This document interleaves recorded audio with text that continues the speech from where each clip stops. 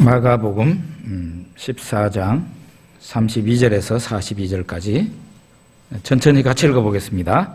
그들이 겟세마네라 하는 곳에 이르매 예수께서 제자들에게 이르시되 내가 기도할 동안에 너희는 여기 앉아 있으라 하시고 베드로와 야고보와 요한을 데리고 가실새 심히 놀라시며 슬퍼하사 말씀하시되 내 마음이 심히 고민하여 죽게 되었으니 너희는 여기 머물러 깨어 있으라 하시고 조금 나아가사 땅에 엎드려 될 수 있는 대로 이때가 자기에게서 지나가기를 구하여 이르시되 아빠 아버지여 아버지께는 모든 것이 가능하오니 이 잔을 내게서 옮기시옵소서. 그러나 나의 원대로 마옵시고 아버지의 원대로 하옵소서 하시고 돌아오사 제자들이 자는 것을 보시고 베드로에게 말씀하시되 시몬아 자느냐 네가 1시간도 깨어 있을 수 없더냐 시험에 들지 않게 깨어 있어 기도하라. 마음에는 원이로되 육신이 약하도다 하시고 다시 나아가 동일한 말씀으로 기도하시고 다시 오사 보신즉 그들이 자니 이는 그들의 눈이 심히 피곤함이라. 그들이 예수께 무엇으로 대답할 줄을 알지 못하더라. 세 번째 오사 그들에게 이르시되 이제는 자고 쉬라. 그만 되었다. 때가 왔도다. 보라 인자가 죄인의 손에 팔리느니라. 일어나라 함께 가자. 보라 나를 파는 자가 가까이 왔느니라. 아멘.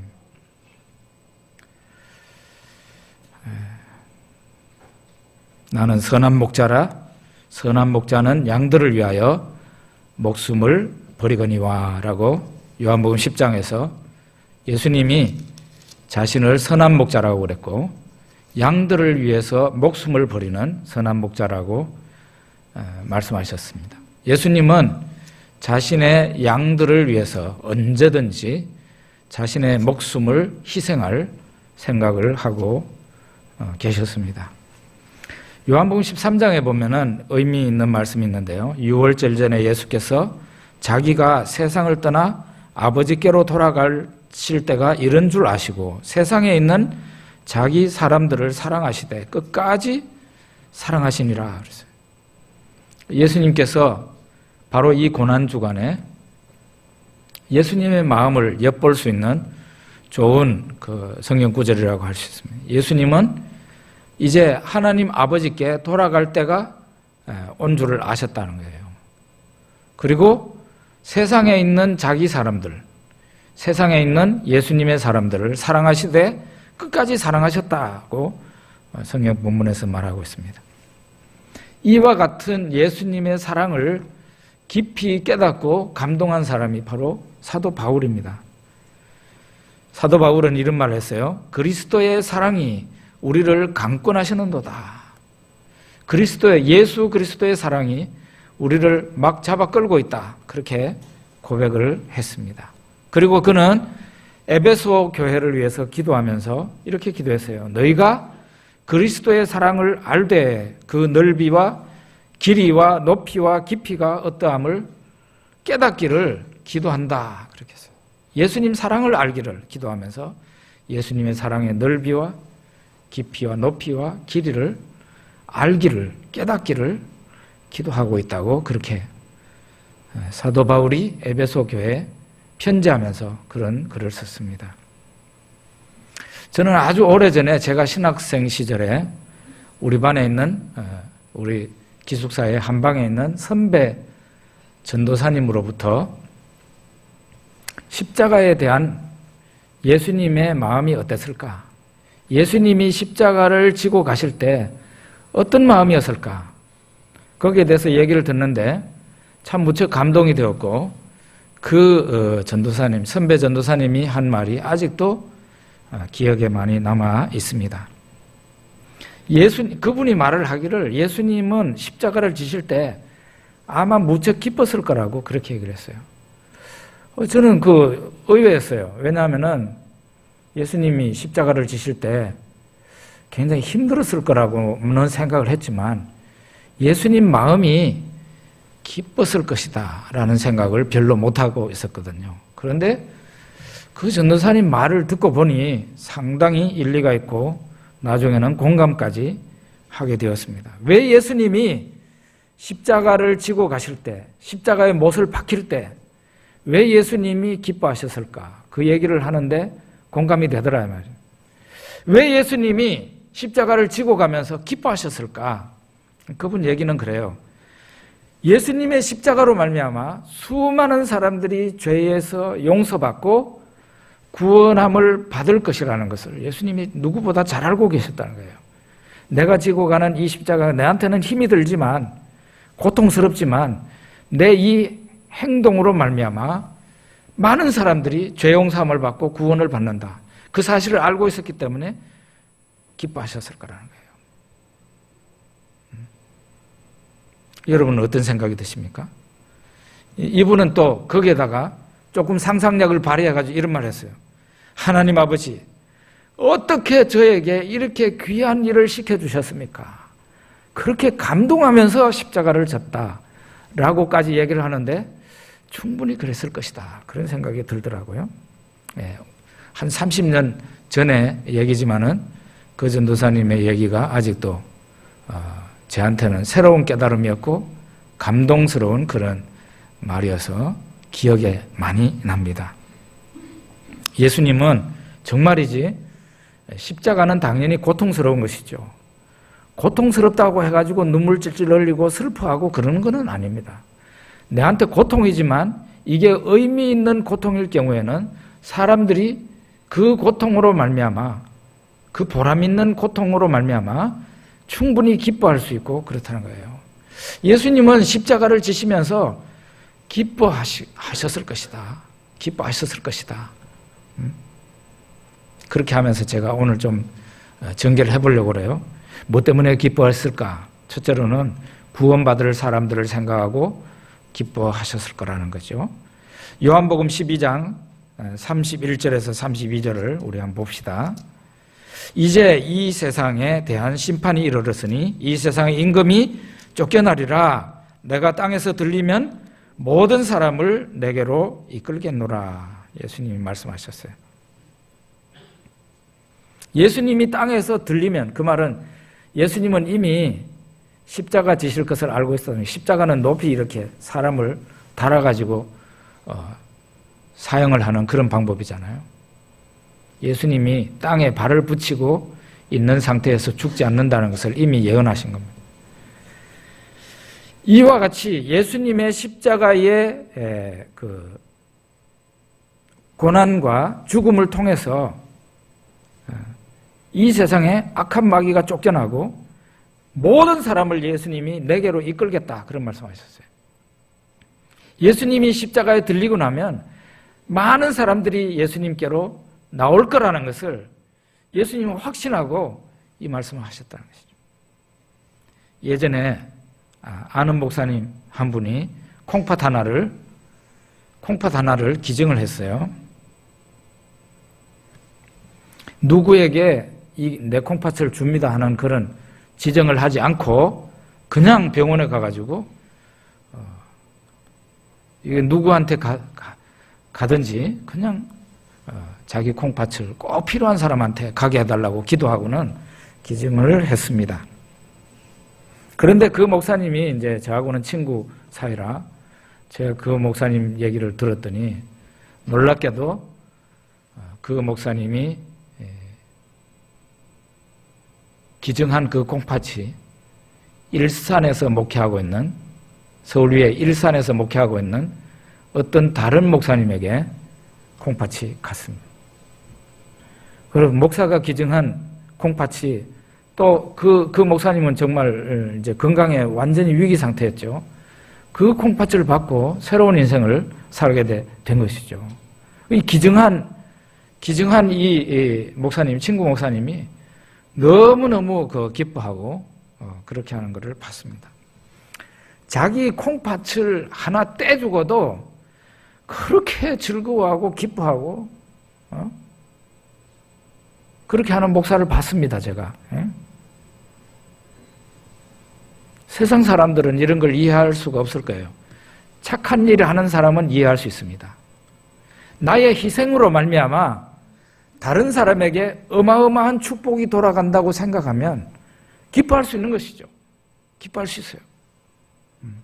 저는 이런 목사님을 보면서 예수님의 마음이 이해가 되었습니다. 예수님은 십자가를 앞두고 당연히 우리가 아까 읽었던 그 본문에도 보면 두려워하시고 힘들어하셨어요. 그렇지만 마침내 힘을 얻었고 기도하는 가운데서 힘을 얻었고 십자가를 받아들이셨어요. 예수님은 자신의 십자가로 말미암아 여러분과 저 같은 불쌍한 죄인들이 용서받을 거를 생각하셨어요. 용서받을 거를. 그들이 죄에서 해방이 되어서 하나님의 자녀가 될 거를 생각하셨어요. 그 자녀들이 지금까지는 공중권세 잡은 자, 흑암의 권세 잡은 자를 따라다니는 그런 상황이었지만 이제는 예수님께로 나와서 하나님의 영광을 위해서 살아갈 거를 생각하셨다는 거예요. 그걸 미리 내다보신 우리 예수님께서 기뻐하셨다는 거죠. 기뻐하시는 것이 확실하다는 거죠. 그리고 예수님은 하나님의 뜻에 즐겁게 순종을 하셨습니다. 마태복음 26장 39절을 한번 보겠습니다. 같이 읽죠. 조금 나아가사 얼굴을 땅에 대시고 엎드려 기도하여 이르시되 내 아버지여 만일 할만하시거든 이 잔을 내게서 지나가게 하옵소서. 그러나 나의 원대로 마시옵고 아버지의 원대로 하옵소서 하시고. 사랑의 원천은 하나님이십니다. 이 세상에 이모저모로 사랑하는 사람들이 많고 우리들 속에도 사랑이 있습니다. 이 사랑은 어디에서 왔는가? 사랑의 원천은 하나님이세요. 삼위 하나님이세요. 성부, 성자, 성령 이 삼위 하나님 간의 그 사랑과 유대가 대단한 것이죠. 예수님이 그 험한 십자가를 어떻게 지실 수 있었을까? 그것은 예수님이 하나님 아버지를 너무 사랑하셨기 때문에 그것을 즐겁게 지셨다 말이에요. 하나님 아버지께서 원하시는 일이기 때문에 아들 하나님께서 예수 그리스도께서 즐거움으로 그 아버지의 뜻을 받아들이고 순종하셨다는 것이죠.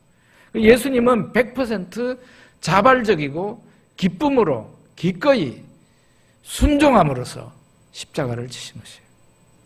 그래서 십자가를 지시고 가면서도 기뻐하셨을 거라는 것이죠. 저는 제 경험을 볼 때 신앙이 어린 상태에도 있어보고 쭉 있어봤는데 신앙이 어린 사람의 특징을 제가 경험해 보니까 잘 알겠더라고요. 신앙이 어린 사람의 특징은 원망과 불순종이에요. 내가 싫은데 왜 이렇게 어려운 일을 내한테 맡기냐 그런 얘기를 합니다. 교회 일을 하면서도 제가 그랬다니까요. 목사가 되고 난 뒤에도 한참 동안 원망과 불순종을 했어요. 신앙이 어린 사람의 특징입니다. 목사라도 원망과 불평을 일삼으면 그 사람이 신앙이 어린 사람이지 성숙된 사람이 아니잖아요.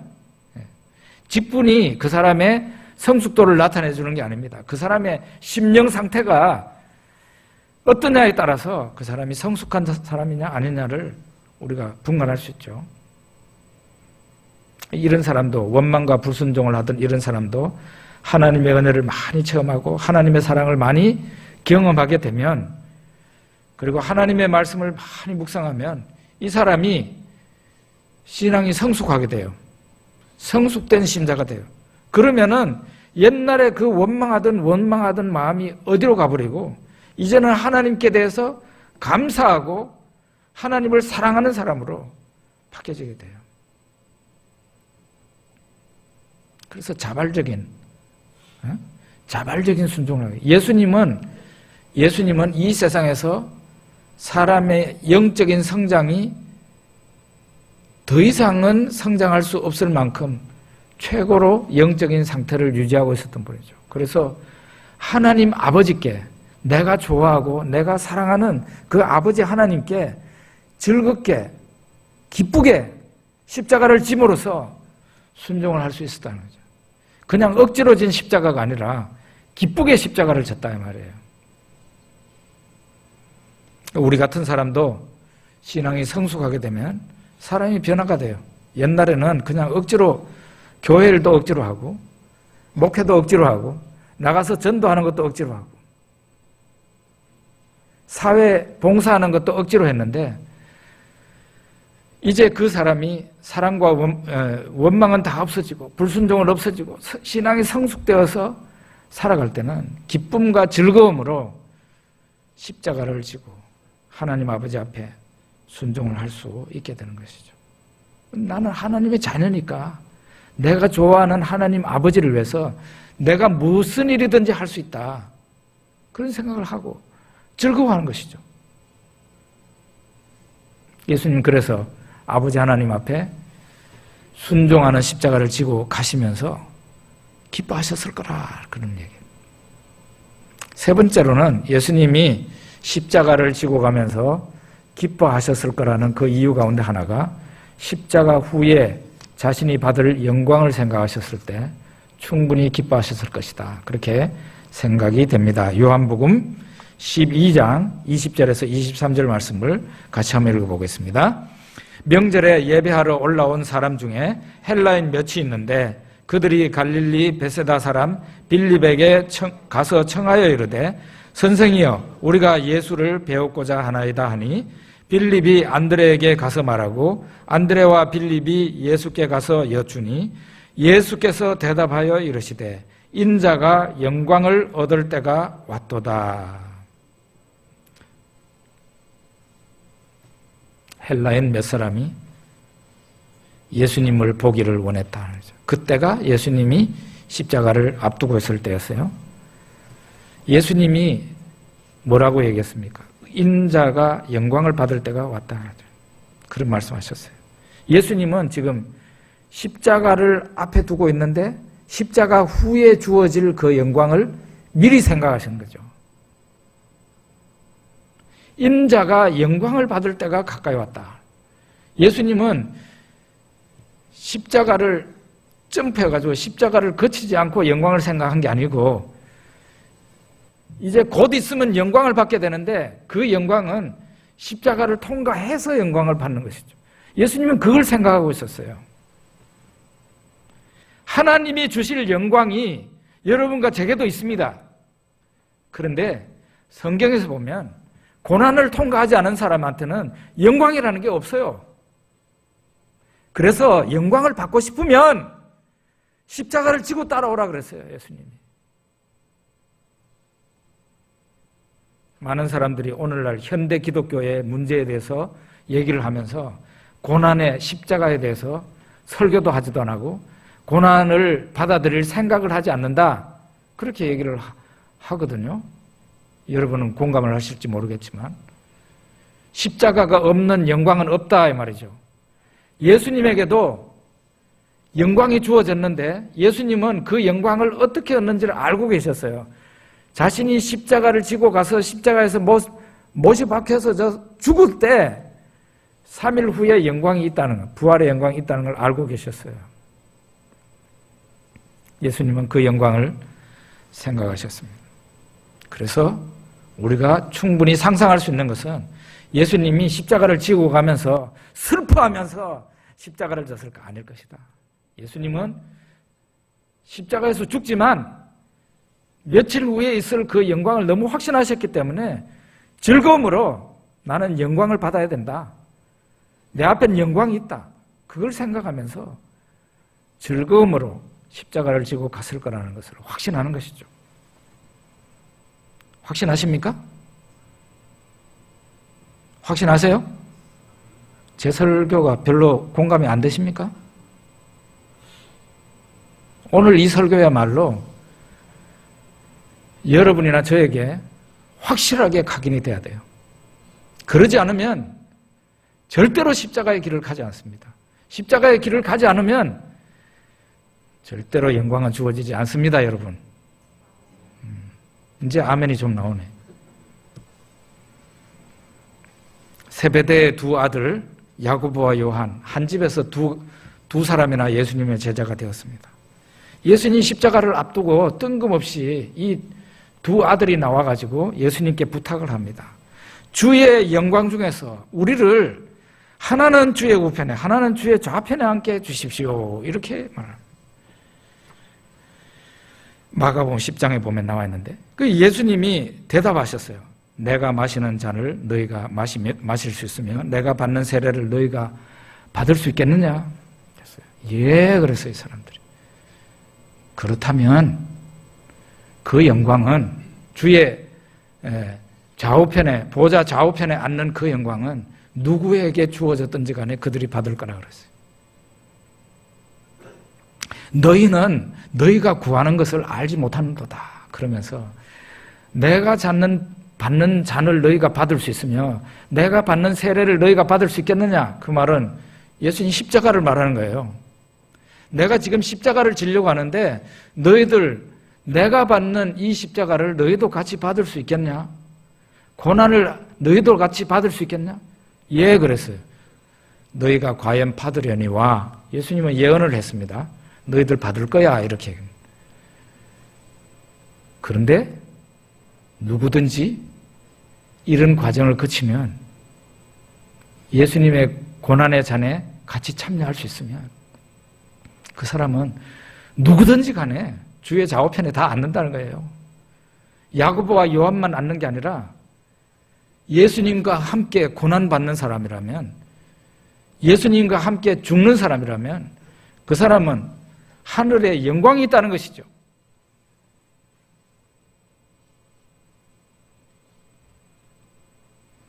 그렇게 어떻게 됐을까요? 세베대의 두 아들 어떻게 됐을까요? 야고보는 주의 제자들 가운데 제일 먼저 순교하는 사람이 되었습니다. 사도행전에. 또 사도 요한은 어떻게 되었습니까? 그는 나중에 아마 자연사한 것으로 알고 있는데 요한계시록을 제일 마지막에 쓰고 제일 오랫동안 살아있는 그런 주의 제자였습니다. 그렇지만 그도 밤모섬의 유배가 돼서 예수님의 환난에 참여하게 되었죠. 그들에게 주의 좌우편에 앉는 영광이 주어진 것입니다. 그들이 예수님의 고난을 기쁘게 받으니까. 예수님이 십자가를 지고 가시면서 눈물 찔찔 흘리며 슬퍼하면서 내가 이걸 안 져야 되는 건데 지고 가는구나. 슬퍼하면서 졌을까요? 아니라는 것이죠. 예수님은 바로 3일 후에 일어날 그 영광을 이미 내다보고 그 영광에 참여하는 사람으로, 영광을 얻은 사람으로서 그 마음을 가지고 있었어요. 헬라인들이 예수님을 만나려고 할 때 인자가 영광을 얻을 때가 왔다 이런 얘기를 하셨어요. 예수님은 고난을 지나서 영광이 자신에게 주어질 것을 알고 있었고 그래서 고난의 길을 가리라는 것을 그는 확신하고 결심하고 있었던 겁니다. 마지막으로는 예수님이 십자가를 지고 가면서 기뻐했을 것이다. 그 근거는 십자가로 인한 세상의 변화를 그는 이미 알고 있었기 때문에 확신하며 기뻐하며 그 길을 가셨을 거라. 요한복음 12장 24절 보겠습니다. 내가 진실로 너희에게 이르노니 한 알의 밀이 땅에 떨어져 죽지 아니하면 한 알 그대로 있고 죽으면 많은 열매를 맺느니라. 아멘. 곡식의 씨앗 하나가 땅에 떨어져서 죽으면 그 자신은 희생이 되지만 거기에서 싹이 나옵니다. 그리고 많은 열매를 맺게 된다는 거죠.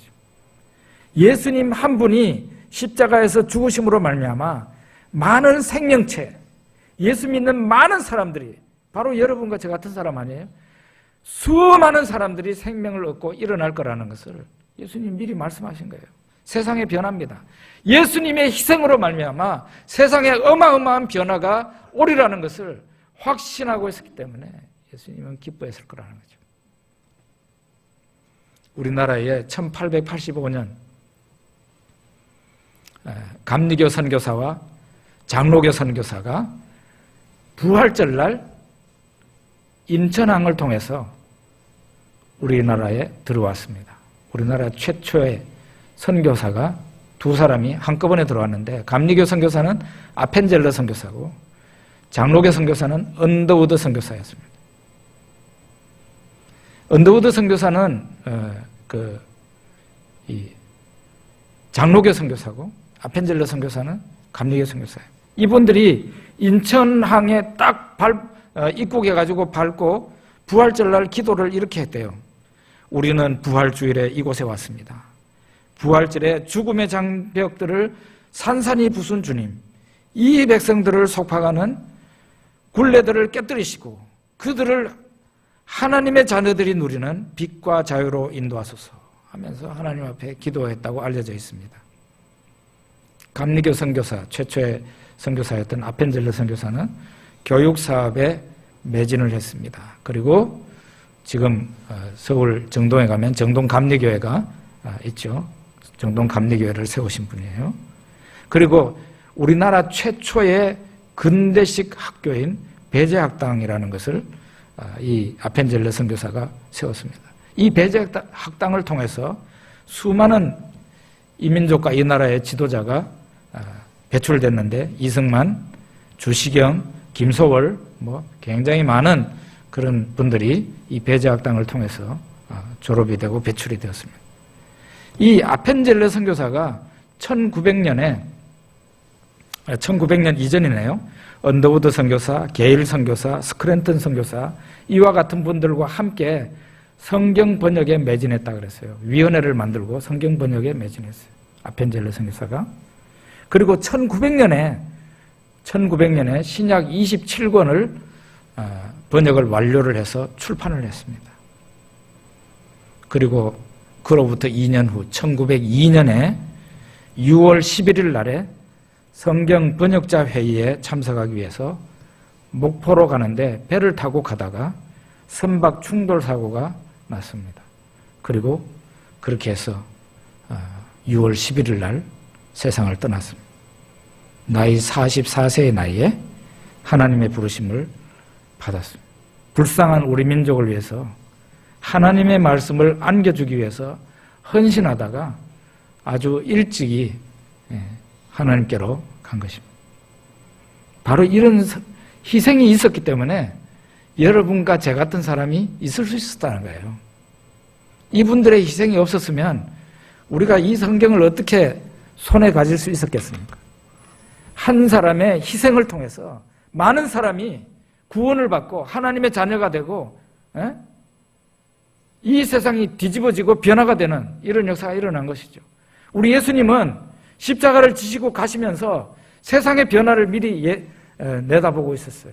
수많은 사람들이 구원받을 것을 보고 계셨고 그로 말미암아 세상의 빛이라는 것을 알고 계셨고 이 대한민국뿐만 아니라 수많은 나라에 예수님의 복음이 전파되어서 많은 사람들이 구원에 참여할 뿐만 아니라 세상이 변화될 것을 내다보고 있었던 것이죠. 교회가 많은 욕을 얻어먹고 있지만 여러분 이 세상에 부패한 교회라도 이런 교회가 없다고 생각을 해보십시오. 교회가 없다고 생각해 보십시오. 이 세상에 누구를 통해서 하나님 말씀을 들을 겁니까? 너무 끔찍한 일이죠. 하나님의 복음은 예수님처럼 희생을 함으로써 하나님의 복음이 전파되는 거예요. 내가 살면서 복음이 전파되는 이거는 있을 수가 없어요. 다음 주에 우리가 한 분씩 모시고 오기로 돼 있는데 내가 살고 그 한 사람 데리고 올 수 없습니다. 내가 죽어야 됩니다. 복음은 이렇게 전파가 되는 거예요. 내가 고생하고 내가 희생하고 내가 돈을 써야 한 영혼이 구원을 받는 것이에요. 내가 영광을 미리부터 받고 복음을 전할 수는 없는 것입니다. 내가 죽어야 복음이 전파가 됩니다. 예수님도 그래서 십자가에서 죽었고 예수님 제자들도 그런 방식으로 그러니까 그들이 죽는 방식으로 복음을 전했습니다. 목사가 죽고 교인이 죽고 교회가 죽어야 이 세상에 예수님의 복음이 전파가 되고 많은 사람들이 생명을 얻는 것이에요. 예수님은 이 네 가지를 생각하셨기 때문에 십자가는 고통스러웠으나 나는 참아야 된다. 내 뒤에 나타날 수많은 구원받을 사람들, 사회의 변화, 그리고 마지막에 예수님 어떤 생각, 예수님이 십자가 지고 죽고 난 이후에 예수님에게 주어질 그 영광, 그런 것을 생각하셨기 때문에 기뻐하며 확신하며 그 길을 가셨을 거라는 그런 말씀이죠. 여러분과 저도 예수님처럼 살면 영광이 주어집니다. 우리 기도하겠습니다.